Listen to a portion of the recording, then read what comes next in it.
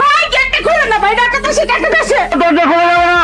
আরে কি বলতেছেন, খুলেন না গেটটা, ডাকাত আসতেছে তো ভাই। এই ছাগল, স্টুপিড ইডিয়েট, একটা মেয়ে এরকম বিপদে পড়ছে, এখন যদি ডাকাত আমাকে ধরে ফেলতো কি হইতো?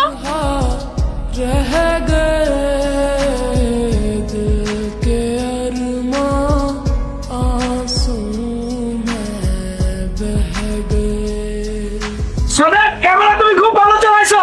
গেট আউট, সরি বললাম তো ভাই, আপনি গেট আউট, এরকম করতেছেন কেন? আমি সরি বললাম তো, আমি তো বুঝি নাই, বুঝতেছেন না কেন?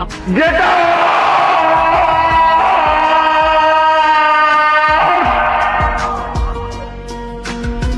খ্যাত একটা, ফাজিল একটা, স্টুপিড, শুটিং বোঝে না খ্যাত, সিরিয়াসলি এত জোরে লাফতে দিছে, এমনি করে লাফতে দেয়।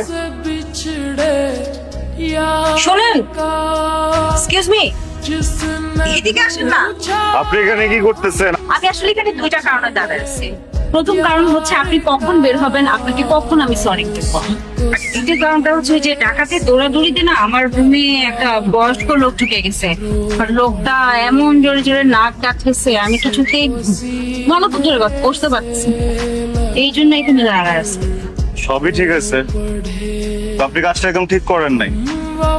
একজন অপরিচিত মানুষকে চেনেন না, জানেন না, গালিগালাজ করছেন ভালো কথা, এভাবে কেউ লাথি মারে? কত লাগছে জানেন? সরি তো বললাম, আমি আসলেই সরি। সরি বললে মনে হয় খুব আমার ব্যথা ঠিক হয়ে যাচ্ছে। খুব বাজে একটা কাজ করতেন আপনি আমার সাথে। আমি তাহলে কি করতে পারি বলেন তো? কিচ্ছু করতে হবে না। আপনি চিটাং যাচ্ছেন তো না? আপনার একদিনের ঘোরার পুরোটা খরচ আমি দিব। আপনার ব্যাগ ট্যাগ যা কিছু আছে সবকিছু নিয়ে আমার কেবিনে চলে আসছেন।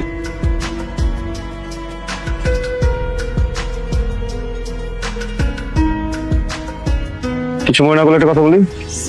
বলেন। চলেন আমি আপনাকে নামা দিই। এত কষ্ট করবেন আপনি, কি দরকার?